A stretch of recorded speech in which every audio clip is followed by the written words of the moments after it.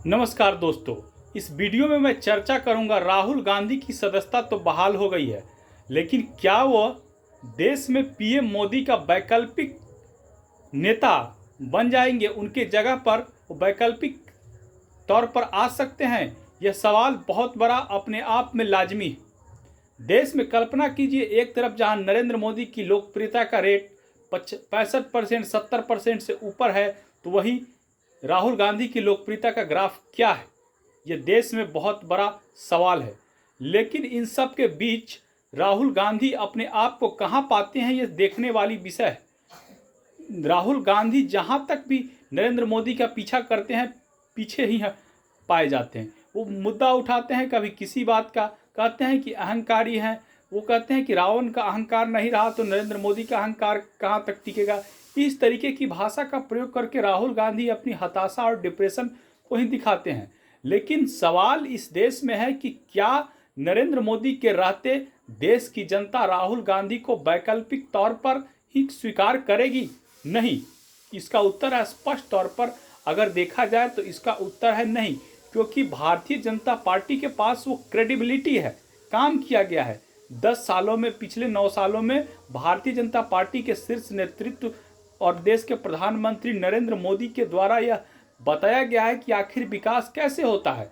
पिछले गलतियों को सुधारा गया है। इतिहास के तौर पर देखा जाए तो नरेंद्र मोदी ने उन सारे भूलों को सुधारने का प्रयास किया है जो इतिहास के तौर पर किए गए हैं।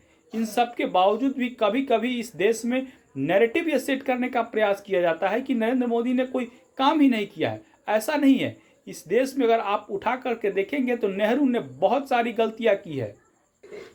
उन सब गलतियों के बावजूद भारतीय जनता पार्टी के पास ये मौका था, सुनहरे मौकों को भरपूर भुनाने का प्रयास किया गया है। अगर देखा जाए तो इस देश में नरेंद्र मोदी ही वो एकमात्र करिश्माई चेहरे अब तक के उभर करके आए हैं कि वो देश की जनता को ये बता सकते हैं कि आखिर विकास के साथ समग्र विकास, जो कि सभी लोगों को एक साथ लेकर के अल्पसंख्यकों का तुष्टीकरण न करके उनका सही मायनों में विकास किया जा सके। उनके हाथ में लैपटॉप दिया जा सके।